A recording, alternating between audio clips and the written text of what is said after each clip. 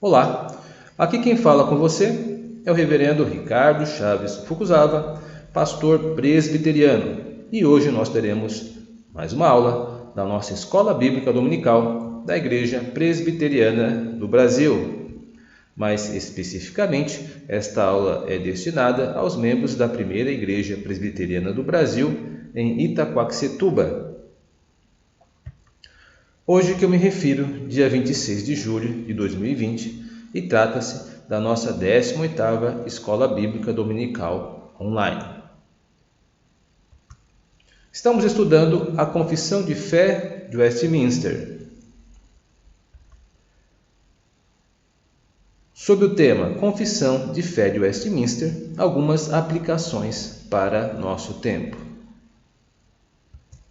E a aplicação de hoje é: membros da Igreja Presbiteriana do Brasil não adotam a teologia arminiana. Comecemos com a pergunta: o que significa teologia arminiana? Teologia arminiana, ou apenas arminianismo, é uma referência a uma pessoa, Jacobus Arminius. Este homem foi professor de uma importante universidade da Holanda, Leiden. Nessa época, o calvinismo era a religião do Estado. A fama de Arminius é decorrida do fato de que, em 1603, divulga suas ideias contra o calvinismo holandês. Então está aqui à sua esquerda o mapa político da Europa. É claro que este mapa é um mapa moderno, não é idêntico às divisões entre países que existiam no século XVII, na época de Armínio, mas serve para nós nos situarmos um pouco geograficamente aonde se passou o início desta história. E aqui no círculo vermelho você vê demarcado os Países Baixos, que é um nome também para a Holanda, onde Arminius desenvolveu seu trabalho na universidade. O texto relembra que naquela época o Estado adotava uma religião. Então, a religião da Holanda na época era a religião reformada, ou seja, calvinismo holandês. Assim como no Brasil, nesta mesma época, o Brasil era oficialmente católico. Arminius morre 6 anos depois, mas seus seguidores reafirmam suas ideias através de um documento chamado Remonstranza. Por isso foram conhecidos como os Remonstrantes, uma força anticalvinista. O governo dos Países Baixos, atual Holanda, convoca a formação de um sínodo internacional que se reuniu de 1618 até 1619, chamado Sínodo de Dort. Então, na cidade de Dort, reuniu-se um sínodo que era um encontro de teólogos, não apenas da Holanda, mas também de outros países foram convidados, por isso que o sínodo de Dort é um sínodo chamado internacional. As doutrinas de Armínio foram rechaçadas através da compilação do documento que entrou para a história como os Cânones de Dort, entendendo cânones como decisões eclesiásticas da Igreja. Segue o conteúdo dos posicionamentos dos arminianos. Então eu vou colocar em tela aqui o que eles alegavam, os remonstrantes, e pediram a apreciação do governo que convocou o sínodo. Então são basicamente 5 pontos. Claro, eles estão aqui postos de uma maneira um tanto quanto reduzida para que possamos entender a sua essência. Mas eles têm uma redação maior. Mas basicamente a essência deles está compilada nesses 5 pontos. Nós vamos vê-los cuidadosamente em relação às suas aplicações. ou melhor dizendo, suas implicações da adoção desta maneira arminiana de pensar. Então vamos lá. Então, primeiro, o que eles alegam? Deus elegeu os que creriam. Aqui o que eles estão combatendo é a ideia de eleição. Eles afirmam através desse tópico que a eleição não depende de Deus, mas da pessoa que exercita a fé. Então, de uma forma um tanto quanto subentendida, está aí no tópico 1, que a salvação ela não depende de Deus, mas depende daqueles que exercem fé em Deus. Então, a teologia arminiana ela é uma teologia muito centrada no homem. Veja que no tópico 1, a afirmação Deus elegeu os que creriam, a ideia é que Deus prevê quem crê e por essas pessoas crerem, Deus as destina para a salvação. A questão deste raciocínio, o problema desse raciocínio é que a salvação passa da mão de Deus para a mão do homem.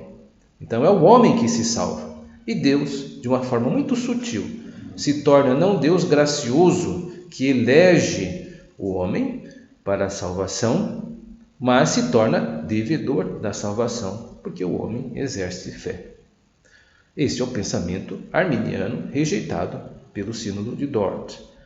Tópico 2. O sacrifício de Cristo é para todos, mas somente o crente recebe. A ideia aqui básica, uma implicação, é que Jesus não salvou pessoas específicas, mas possibilitou a salvação para quem quiser. Então, o arminiano ele irá dizer que Jesus Cristo morreu por todas as pessoas do mundo, possibilitando a salvação de todas as pessoas do mundo, e basta a pessoa querer que ela será salva. Então, a ideia é que Jesus Cristo não morreu por pessoas escolhidas antes da fundação do mundo, mas que possibilitou a salvação para toda a humanidade. O problema disso é que não é bíblico, né? Jesus morre por pessoas e não por possibilidade de salvação. Nós vamos entender um pouco mais acerca disso à medida que formos evoluindo o nosso estudo. Terceiro tópico.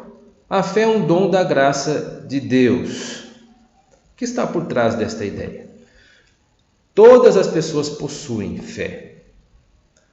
Portanto, nega-se o efeito da queda. Ou seja, o arminiano ele não acredita que o homem está totalmente perdido, incapaz de fazer algo por si. O arminiano ele acredita que qualquer pessoa desta terra ainda pode exercer fé, por ser um dom dado a toda a humanidade, e desta forma ele acaba negando que a queda matou a todo o gênero humano espiritualmente e que o homem é incapaz de fazer algo por si mesmo. Então o arminiano ele acredita que o homem pode fazer algo por si mesmo.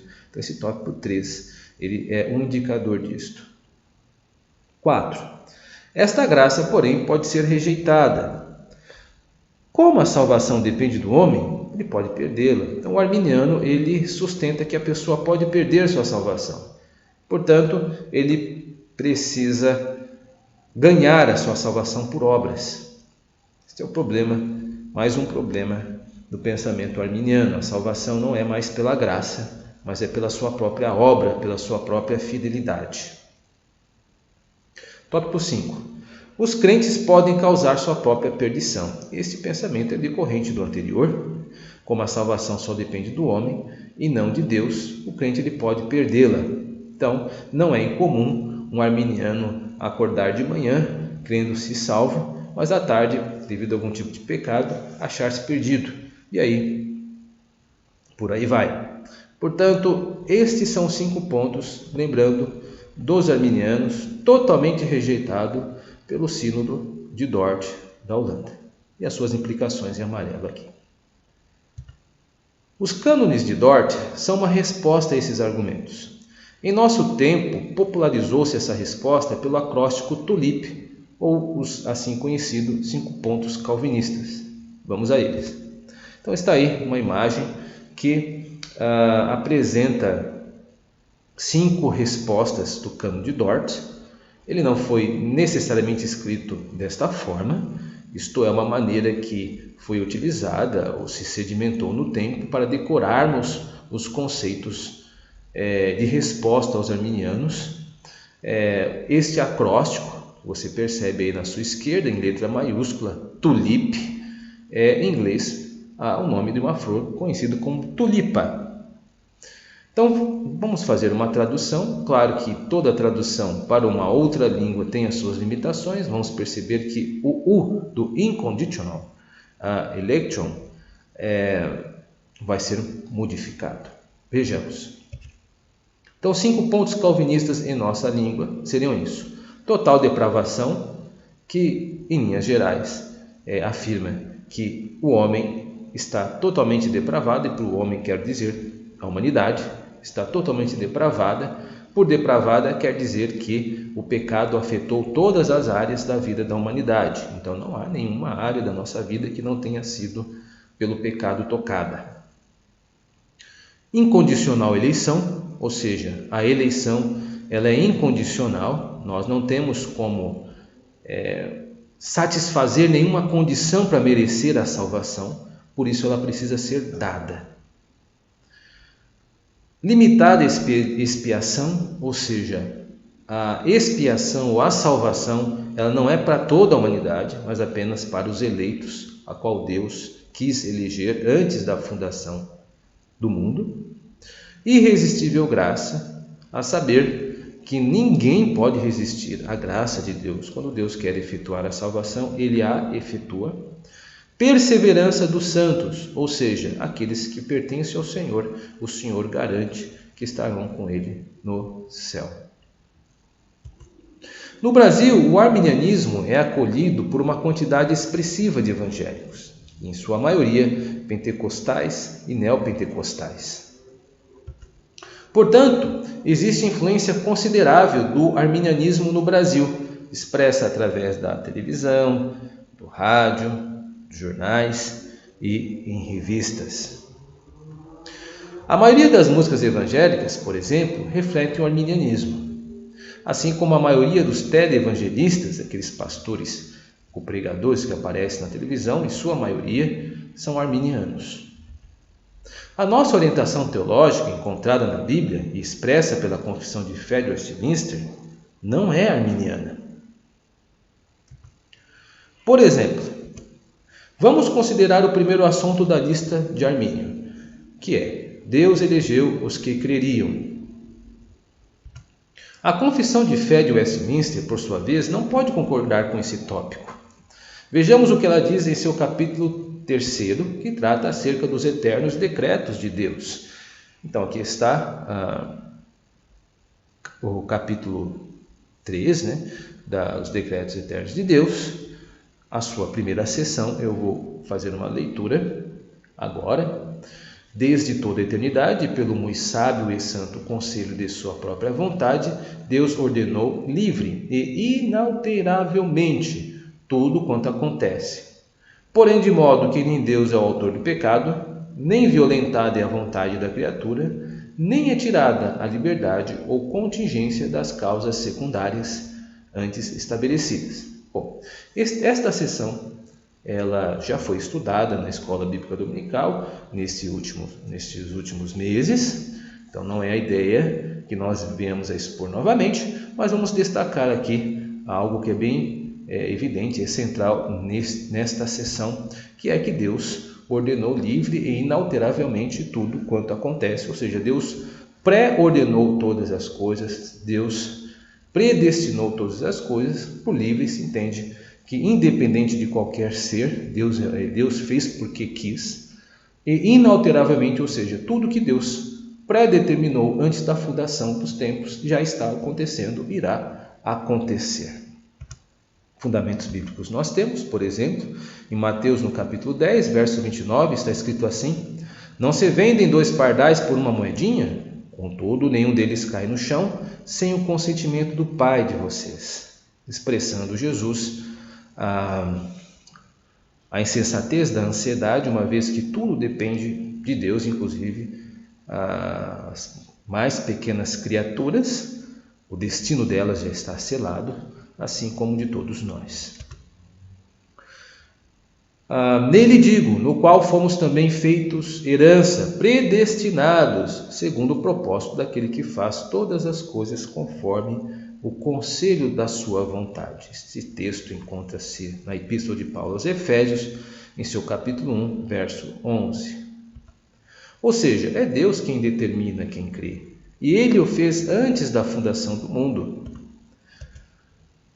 Fundamentos bíblicos continuam, por exemplo: os teus olhos me viram a substância ainda informe, e no teu livro foram escritos todos os meus dias, cada um deles escrito e determinado, quando nenhum deles havia ainda. O Salmo 139, verso 16, o salmista, muito anterior a esse debate teológico de Dort, ele já afirmava em Salmos que o conceito de predestinação é verdadeiro, ou seja, Deus, muito antes de nascermos, Ele já determinou todos os nossos dias que passaremos nesta terra.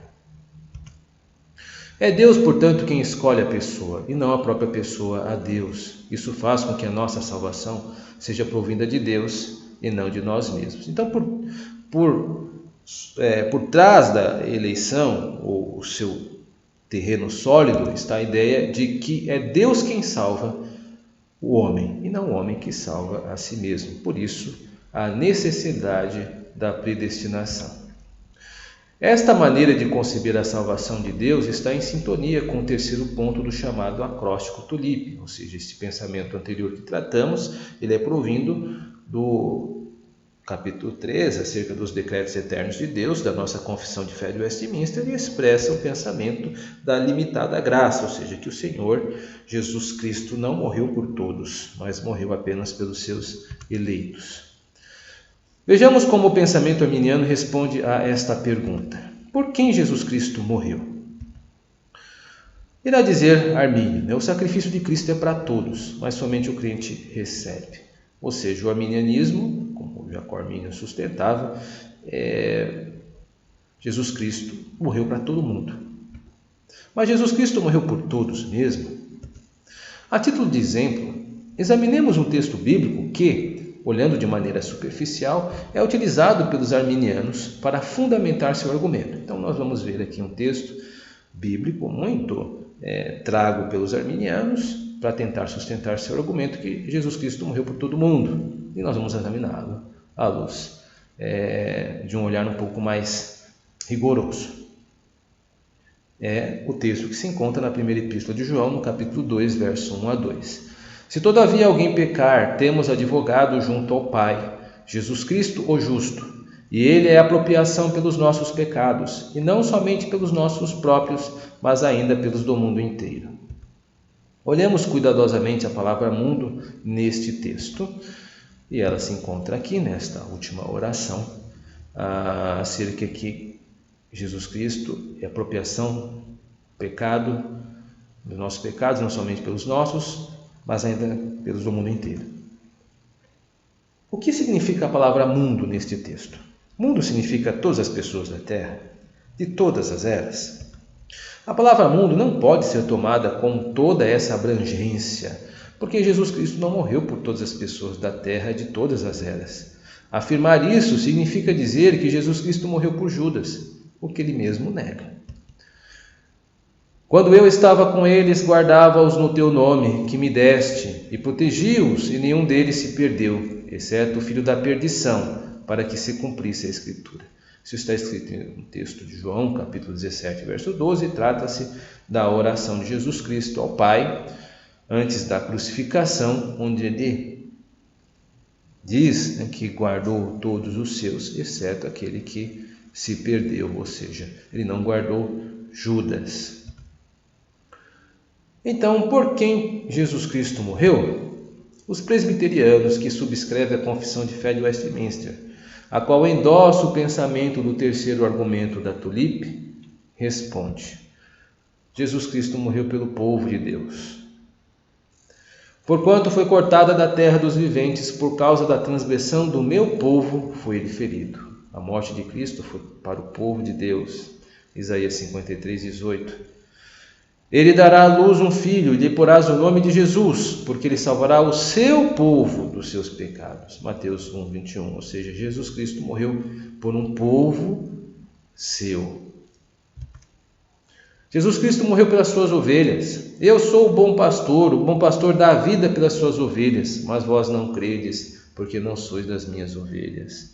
Evangelho de João, capítulo 10, verso 11 e 26, mostrando que Jesus Cristo não morreu por todos, mas morreu apenas pelas suas ovelhas, as quais, aquelas pessoas com as quais ele estava conversando, que eram os fariseus, não estavam incluídos em seu rebanho. Ou seja, Jesus não morreu pelos fariseus que estavam debatendo com ele ali naquele momento. Eles estavam excluídos do benefício da morte vicária de Cristo.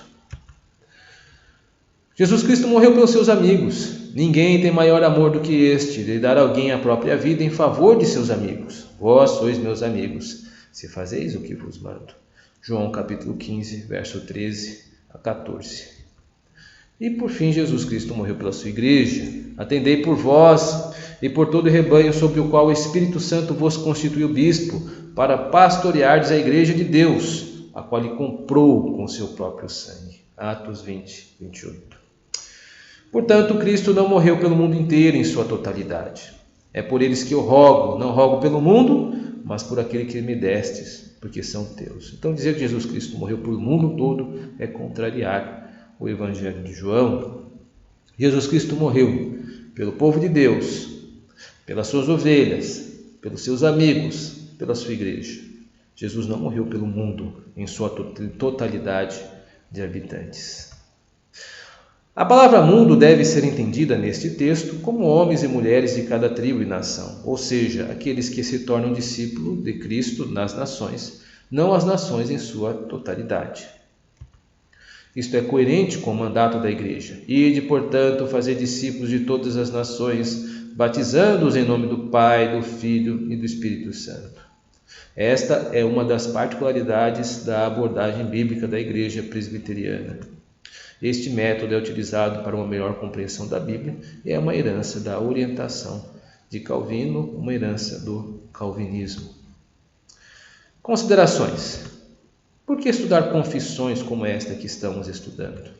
As confissões reformadas contêm em seus conteúdos mais do que afirmações, expressam uma estrutura de mentalidade.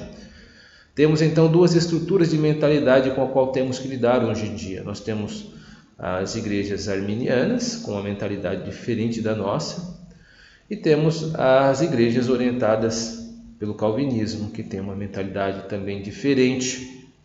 Então são duas formas de pensar o Evangelho, a Bíblia. Não devemos, no entanto, encarar isso como uma disputa de certo e errado. A ideia é estarmos seguros diante de Deus e de nossa própria consciência do entendimento das verdades que o Senhor aprove nos revelar. A partir disso, com muito respeito e firmeza, apresentar nosso entendimento com toda a consistência, maturidade e biblicidade.